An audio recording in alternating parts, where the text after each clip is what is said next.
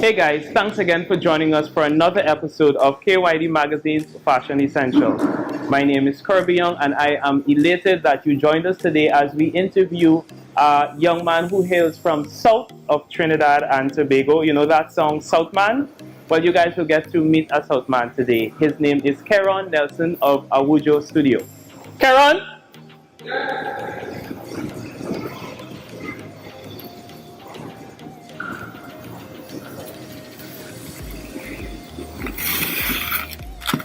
Man come with his cape, yes? Thanks for joining us, buddy. No problem. So guys, the man in the flesh, the man behind everything that you've been seeing on Instagram. Kyd, why don't you tell us about yourself? Who is Kyd Nelson? Well, Kyd Nelson is a 24-year-old artist from Princestown who has a love for fashion and art and decided to put them together. Fuse them together to see what happens.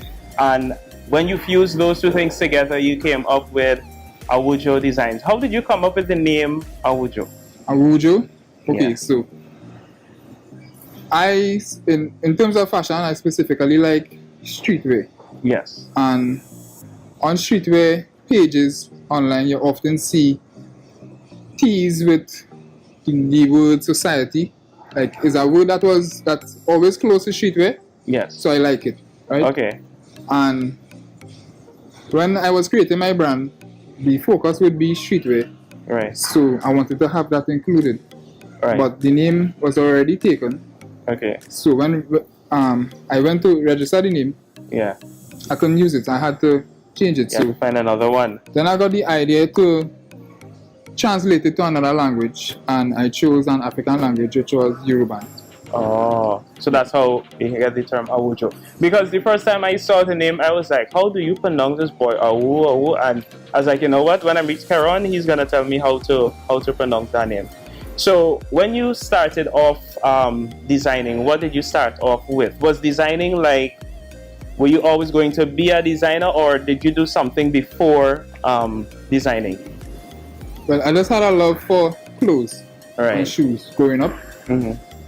I could remember growing up, I would have a few sneakers at once, you know, like a collection, like from the time I was probably 8 years, 9 years, 10 years. Yeah. My brother would bring us to Port of Spain sometimes just to buy shoes for like certain events. Right. So from young, I was seeing it coming up, seeing the shoes them that he had as well. And when my mother traveled, she would bring back like a few pairs. Oh, okay. Yeah, so I always liked having a collection. Yeah, so the love was already there. Yeah. And what inspired you to start to customize sneakers? Because the first time I saw you, it was a video that Certified Samson had posted.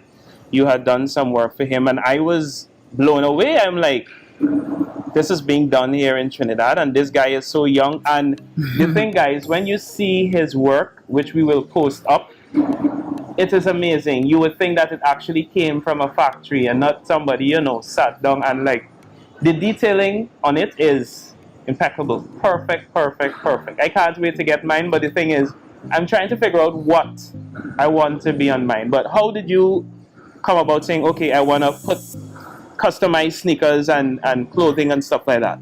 Alright, so during either the first year or the second year of university, we had a long break, which was about 3 months. Right. So during that period, I was trying to get a job. Well, first I was selling t-shirts, ordering t-shirts from online and reselling them. Okay. So for this break period now, I was trying to get a job to gather a good amount of money so I could invest it into buying and selling t-shirts in a bigger way. Right. So while I was home one day, I was looking at this video based on how to start a brand. Right. So while looking at this video now, I saw another video with someone repairing a pair of Jordan 4s. Right. So I just looked at this video and it was interesting, and I just had a feeling that I'd have been able to do it. Okay. So I looked at the stuff that I would need for it. And then I ordered it and I started from there. And then you started from there, and the rest is history. You said that you, while you were at university, what were you studying? Fashion? physical education. Physical education. Actually went to study agriculture. So you went to study agriculture, ended up doing physical education, and then became a designer. Who knew? Okay, great. Where does your inspiration come from? In the earlys, I specifically looked at Jeremy Scott, the designer, with his work for Moschino. Okay, right. Yeah, his designs would be really loud and bold. Yes. And as I starting, I would be afraid to express myself. Like wonder how people would look at it. Yeah. And even with what I wear. Yeah. So looking at him and the things that he created, and I just tell myself, if people buying this, that means that there are people out there who are not afraid. Yes, there's a market for it. Yes. What they want and be. So you basically identified with him and say, okay, well, there's a niche there I could actually produce this. Okay, very good. And what would you say? Well, two-part question. What would you say is your greatest achievement thus far, and what would you say was your biggest challenge as a designer? As a designer, my greatest achievement thus far was registering my business as an artist. Very good. Something I never expected to do. Okay. And challenge would be probably dealing with people looking at you as though designing is not something you could really survive off of. Yeah, sometimes not you will sustainable. Get that. Yeah. Well, I think that is something that a lot of people go through because a lot of people don't really see the arts as being something or a career that is a sustainable one. But I continue to say that it is very sustainable, especially the Caribbean aesthetic. It's very sustainable. So for the persons out there looking, follow your dreams. Don't give up on your dreams. If you give up on your dreams will never come true. It will never be a reality, and you can never be sitting here having your own successful business. Okay, so I realized that you brought a box out with you. What's in the box? So right here, I have a pair of John Retro ones. The first one from the John brand collection. Okay. But not the original color. Oh, okay. Alright, so this is what the original looks like. Yeah. Anything special about this design or something like that? Something yin yang? Or, yeah. This one is the John 1 Retro yin yang. Yin yang, so yeah. This one released in two colorways.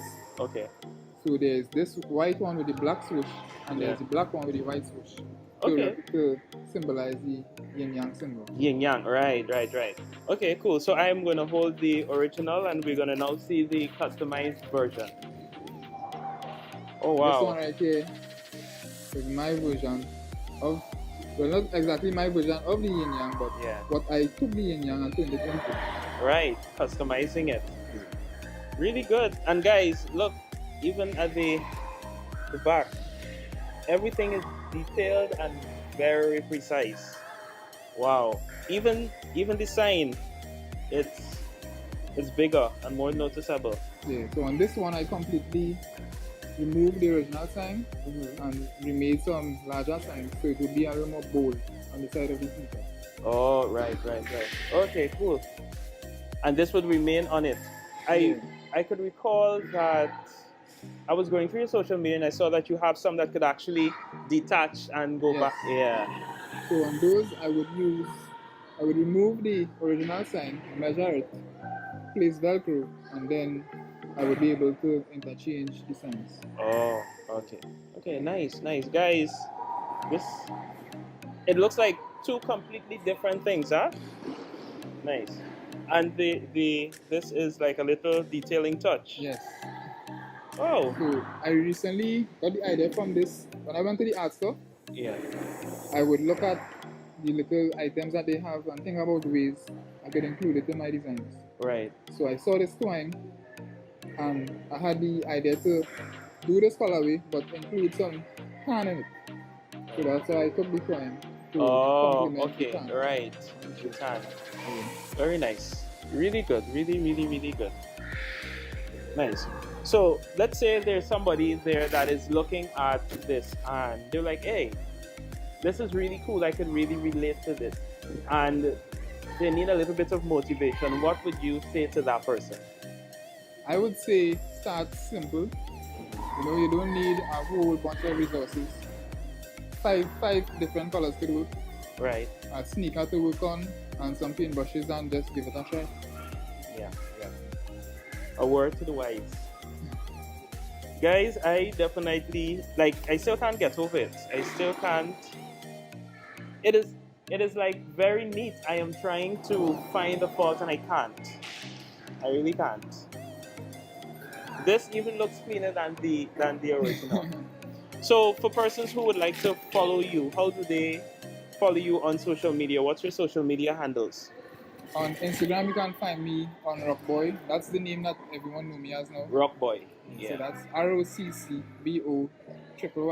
Right. Or at Awujo, AWUJO, as you see here. Yeah. _ I'm on Facebook with the same name, Awujo. Right. On YouTube, Awujo Studio.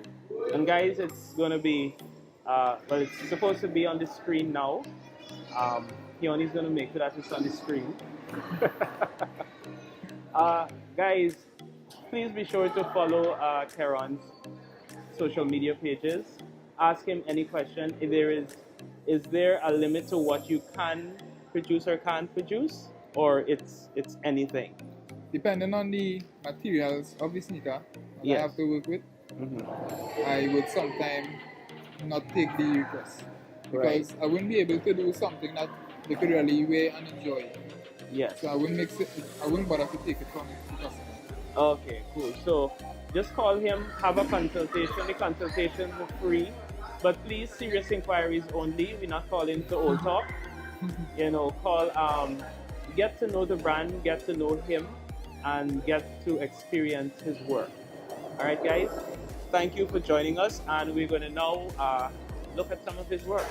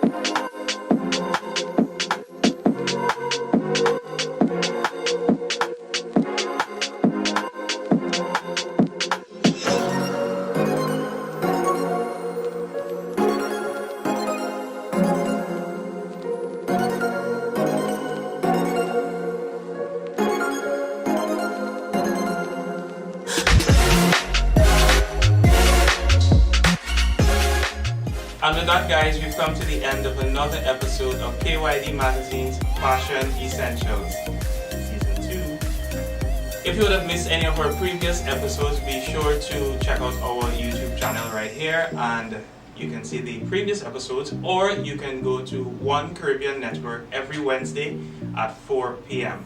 Remember, guys, to never give up on yourself and always believe in your dreams. I'm Kerby saying, enough love. Bye.